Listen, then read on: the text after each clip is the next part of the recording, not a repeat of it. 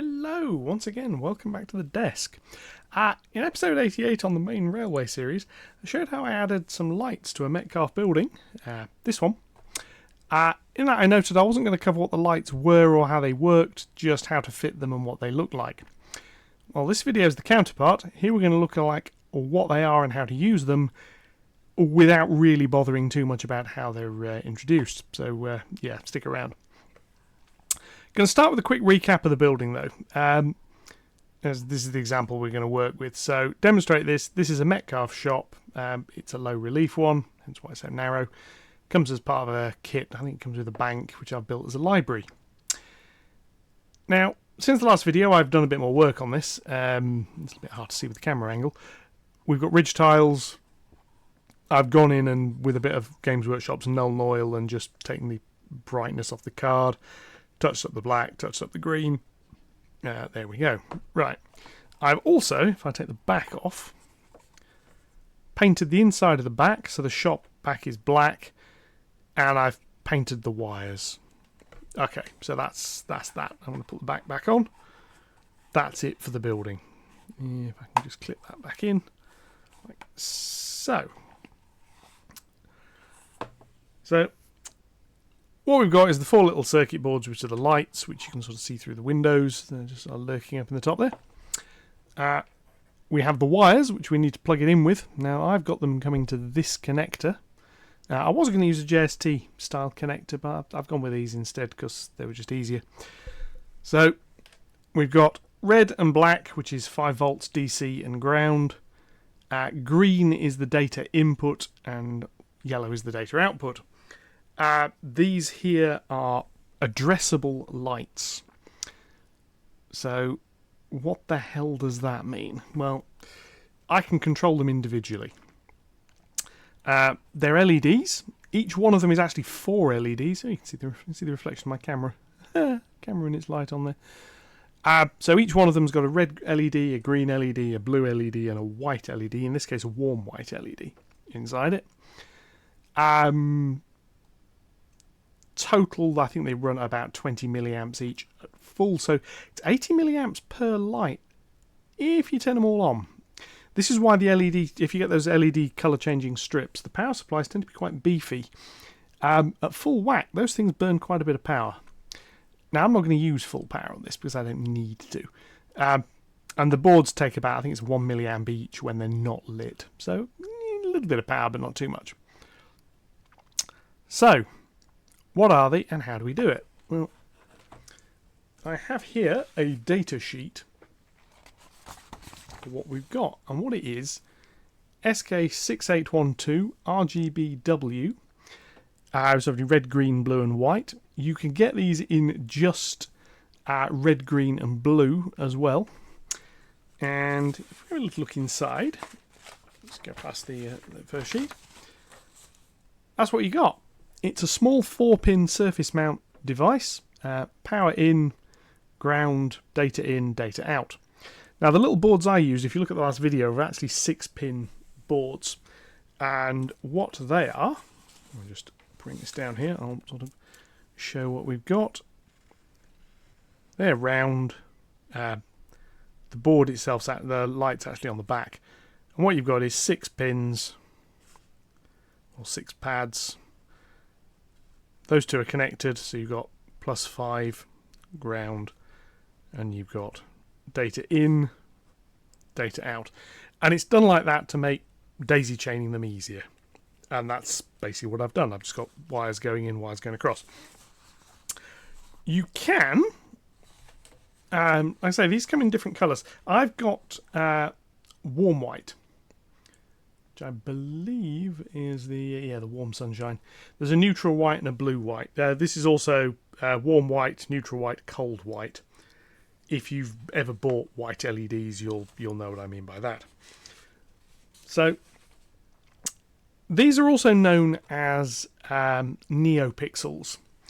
And if you've seen those big annoying lighting up advert screens that sit along the side of the road, it's this sort of thing. You can get this stuff on strips. I don't have any to hand. I've got loads somewhere. You get them on a reel, and you use them for Christmas lights and other bits and pieces. Some of these strips you get, the whole strip lights up red or green or blue or whatever colour. This, you can talk to the individual elements, you can make them light up however you like. So these are the things that can do like the strobing Knight Rider type effect, or where you see strips of lights going up escalators strobing in the direction of travel. It's this sort of thing. Video walls and what have you. Now, how to make them work is a little bit more interesting. So again, we come on to the data sheet. Now this has only got one data line. So what we've got here is a little timing type diagram. And there's a little bit of a lag between what goes in and what goes out as it processes it. And this is how we send the data. So if the mark space ratio is one way, it's a 0, the other way round it's a 1. It goes in at a set frequency, but it measures based on the high going edges. The frequency of this, I believe it is 800 kilohertz. So reasonable frequency. Implication off the back of that, because these things do daisy chain, so one of them takes data and it puts it out to the other, and it puts it out to the other. The more you've got in a chain, the longer it takes to update them, the slower the thing's going to update. That's fine. There's no fancy header formats, so if we come into this down here, what they have is the reset section. So they've given a very good little example here of if you're talking to several of these. Effectively 3, ignore the D4 line down at the bottom. So you send it a chunk of data, and the first one goes, I'm having that bit. We've had a big blank, so I know that bit's mine. I'm going to nick that, and I'm going to send the rest on. And the second one goes, oh, I've not seen anything for a bit. I'm having that bit. And I'll send the rest on. And the final one goes, oh, I'll have that bit, and there isn't anything to send on, so it doesn't. So in this way, this one doesn't actually need to know how many are after it, and it doesn't need to know how many are before it. It's quite clever. It just needs to know. It's like this second one here. It doesn't see the data that's intended for this, so it just grabs its bit and passes it on. So when you send data out for this, you send, well, I want to send the data for the first one, then the second one, then the third one. These are 32-bit. If you get the RGB ones, they're 24-bit. Basically, each colour has 256 bits. Sorry, 8 bits. It can be 256 states. So 0 is off and 255 is be on as much as you can. It's a 1.2 kilohertz pulse width modulation signal that is used. So where I've been using pulse width modulation to control brightness, that's basically what this does. It's a diddy little microcontroller with its own LEDs. And then the final bit we have on here, which is also important information, is what you have to actually send it. And there's a little wiring diagram as well, which I'll just have a look at.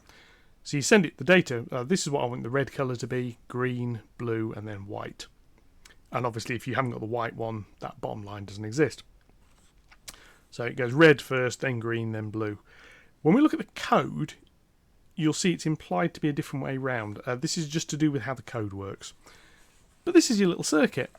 There's a liddy capacitor, which I don't have to add. That's on the little breakout board. But here's your controller. Data in, goes round, data in, goes round, to the final one. However many you've got. And they take a 5-volt supply. So, what are we actually going to do with this thing? Well, when it's in the layout, it's obviously going to be an ESP32 because everything down there is. However, in the meantime, I'm using an Arduino. These are fairly straightforward. Now, ignore this little chip, the transistors and other bits and pieces. They're not connected, they're not doing anything, they're just components that live on here. So, in order to make this work, I need to plug it in. So, I'm going to put the house over there, I'm going to bring the cable round, and it plugs in here. So, I'll just plug that in. So I've got a power wire, a ground wire, and this orange one is the data wire that goes over here to pin 4. It can go to any digital pin. There's no specific requirements on this. But that's the hardware setup. It really is that simple. Now, there is a little trick. These things want 5 volts. Arduino is 5 volts. works perfectly. ESP32, however, is 3.3 volts. Now these little diodes, they will receive and they will work with a 3.3 volt signal. But as you know, over along the wire you get a bit of a volt drop, and after a while this wire, the volt drop gets to be too much, and then the next pixel along doesn't work very reliably. The trick is you stick on your board down here somewhere one of these pixels, because it'll take the 3.3 volt data signal in, but what it kicks out is 5 volt. And that can go a lot further. I think the datasheet suggests about up to 10 meters of cabling between them, and you shouldn't have any problems. Now, obviously, I've got nothing like that much between. Especially in the building here, it's a couple of centimeters. So that's something I'm going to be doing downstairs. I'll be adding the little sacrificial pixel. And the beauty is, it's not really a sacrifice because you can use it as a status light or something else. So that's just a little trick. I don't need to do it here because this is 5 volt. So there we are. So what I'm going to do, I'm going to plug this in and we're going to look at a bit of code. Now it's changed slightly from last time. Very, very slightly, insofar as this one now has the white light as its sort of standby. Now these are a little bit bright, so expect this on the camera. So it just goes through its little sequence like that. And there we go. And as you can see, they come on and it works. And it just goes through its little sequence and it just loops. We're going to do a little bit more with that in a minute. So how do we do this? Well, here we are back at the code. And what we're going to do, and this is all of it, this is the entirety of the code on screen here. Now there's there's 3 ways of doing this. One is do it yourself, which I'm not going to do. You can do it. It's just messing about with shifting bits and timing. But people have written libraries, and this is a model railway channel really rather than a purely electronics channel. So there's a library, I'm going to use it. And there's 2. The one you might see a lot of people recommend using is Fast LED, and that is very, very powerful, can do some wonderful tricks, but it's not actually that useful for this application. It'll drive these RGBW LEDs, but you have no direct control over the white LED. You tell it what colour you want as RGB, and it works out what to do. So if you set all the values the same, you'll get the white one comes on.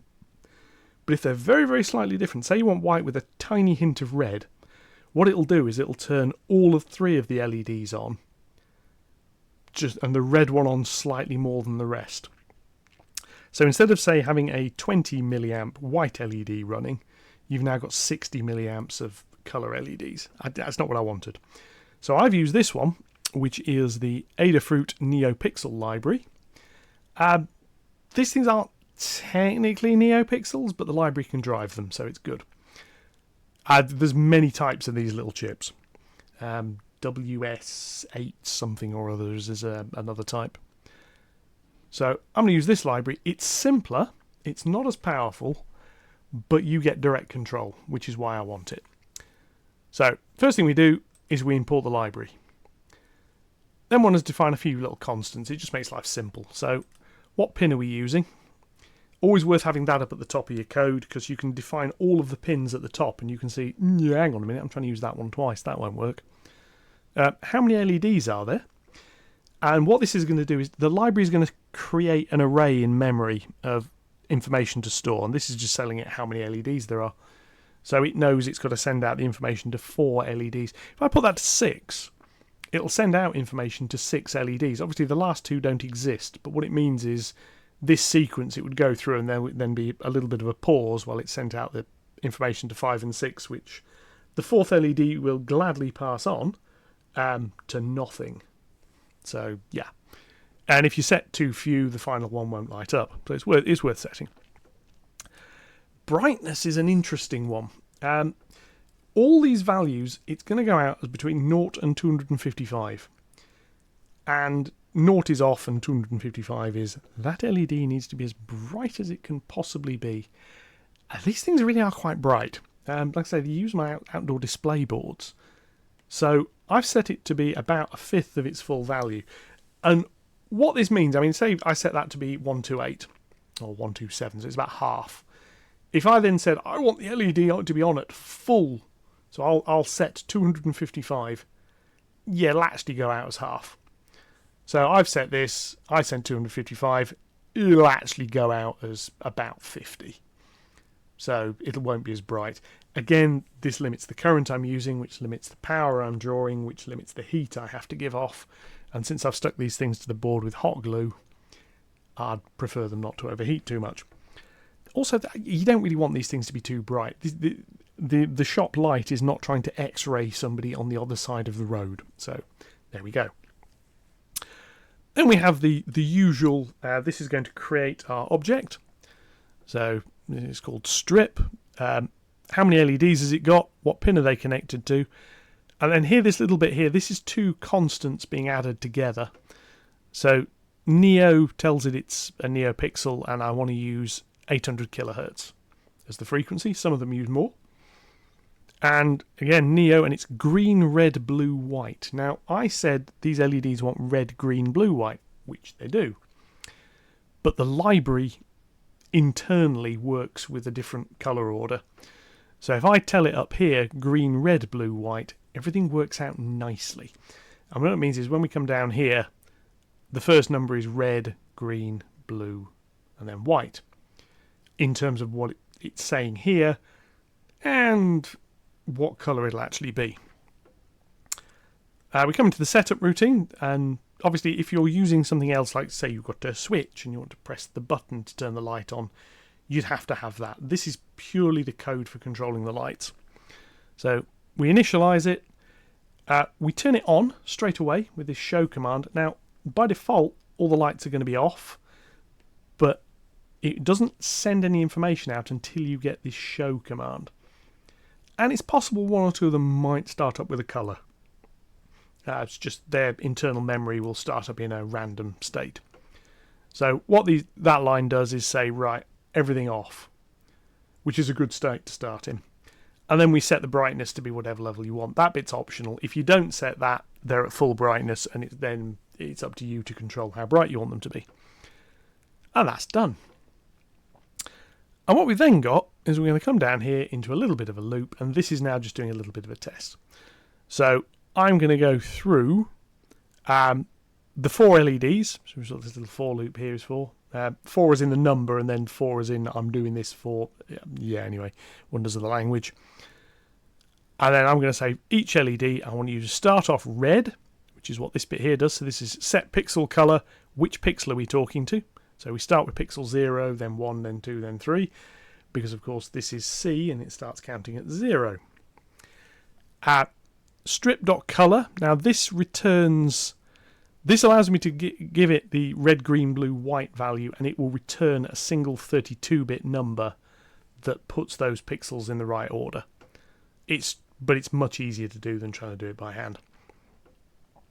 So first number is how much red light do I want, then how much green light, then blue light, then white light. So this top one here, I want the red light fully on, remembering it's going to be factored by the brightness up here. The rest of them off, and then show. And that tells it to update every single light. So that will put out the 4 data packets, which it needs. And we have a little bit of a pause. Then we're going to go on and we're going to say, right, I want that LED to go green. Then I want it to go blue. Then I want it to go white. And it'll stay white, and then it goes on to the next LED. And that's the sequence you can see running through now. So that one in the bottom corner, the 2 lower windows, there we are. Yeah, they go red, green, blue, white, and they stay white, and then the next one cycles. That is fairly straightforward. What else can we do with this? Let's have a little look. So the first thing I'm going to do is go delay. Just put a little bit of a pause on the end of it. And the next thing I want to do, I'm going to say, right, these lights, by the time we get here, they're all on, and they're all on in white. So I'm going to fade them from being fully on in white to being off. Seems a reasonable thing to do. So we're going to go here with a little for loop again. I'm going to put a space, it just looks nicer.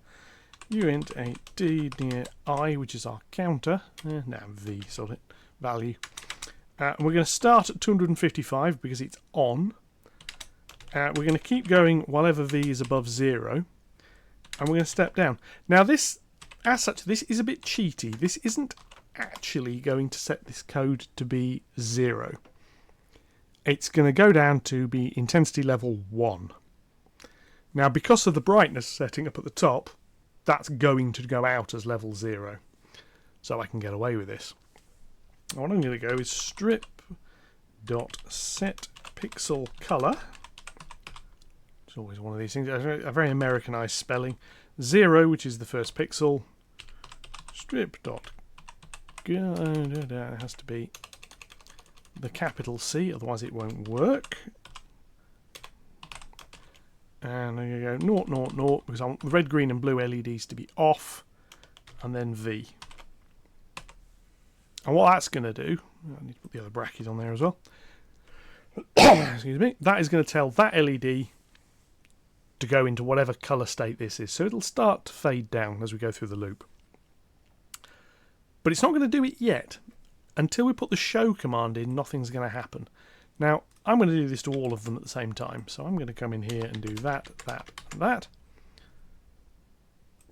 And I'm going to come here. 1, 2, 3. There we go. That'll fade them. Then I'm going to go strip.show, because that'll actually fade them. And then delay 10, because I don't want to go too quickly. So when I run that, what that should do is it'll go through this sequence, light them all up, and then they'll fade. Have a look. And what this will do is this will show that these lights, there we go, oh, they start all off, it comes on like this, it'll go white, it'll stay white, and then they'll start to fade. As you see, they'll fade out, and then it'll restart. So you can change the brightness of the lights. You can go the other way as well. So what I'm going to do now is we'll do the same thing. Uint 8D.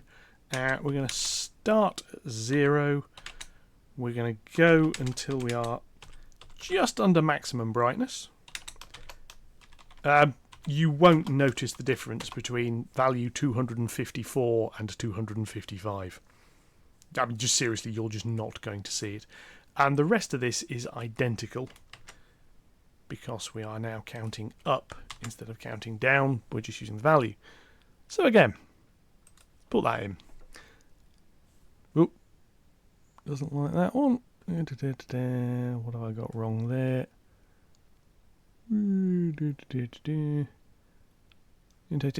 Yes. Put that in. The useful thing about errors, anyway. Who says we don't do this? So this is now going to go through its sequence. The lights are going to dim out, and they're then going to come back on in brightness. And if I wanted to, I could have this thing updating the serial port with what that V value is, and put a little bit more of a pause on it.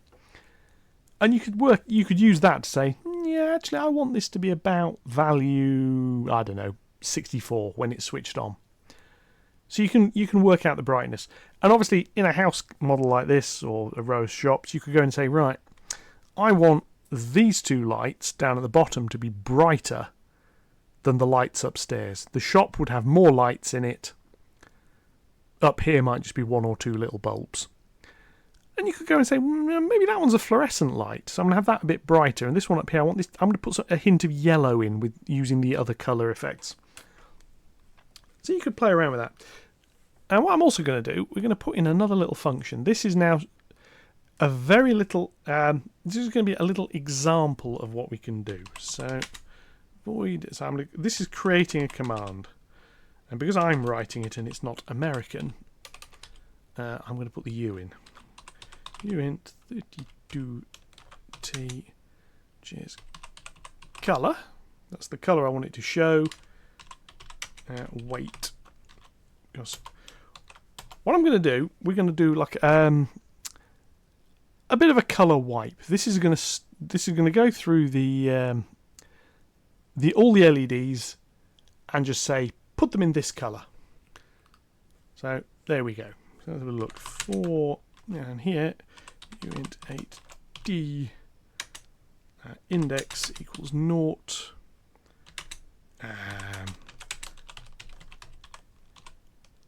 How many LEDs have we got? You see, that's another useful thing about having that that variable defined. It means I can just do that quite nicely. And incidentally, if you've been watching Train of Thought's channel, you've seen he's done a hotel with lights that go on and off. I I'm not making these lights go on and off in a random sequence, but I could do what he's doing in hardware with software here. It's just two different ways of doing things. His way of doing it is, here is a hotel, it's got a circuit board that sits underneath it, and seriously, go watch his video because he shows how to do the circuit and all the timing things. And all he's got to do is give that hotel power, and it will just work. This obviously needs a microcontroller somewhere and things to tell it what to do, but a little bit more flexible. Comes down to what do you want to do. So here I'm going to do this, and we're going to go pixel I, because we're going to go through the run of them, and then whatever color has been told to do, and strip.show. Now this thing to note is that's going to change the first LED and then show all of them.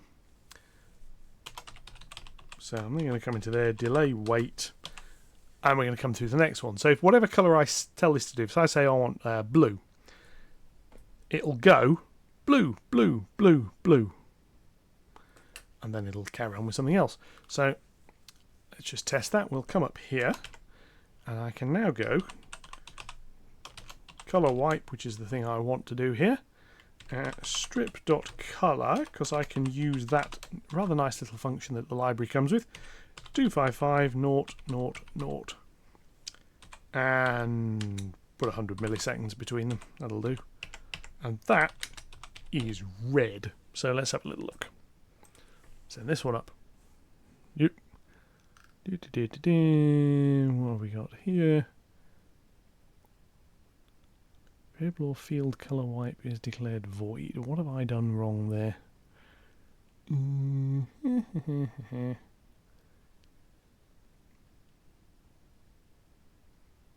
Okay, I've made a mistake in here somewhere. I just need to have a little look and see what I've done. That's a function, so that should be working. It's going to expand this a little bit. There we are.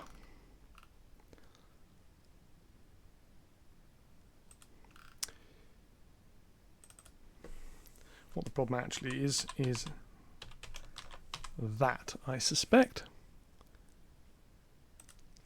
Try that. Nope, doesn't like that. So that one, int 8d. Yes.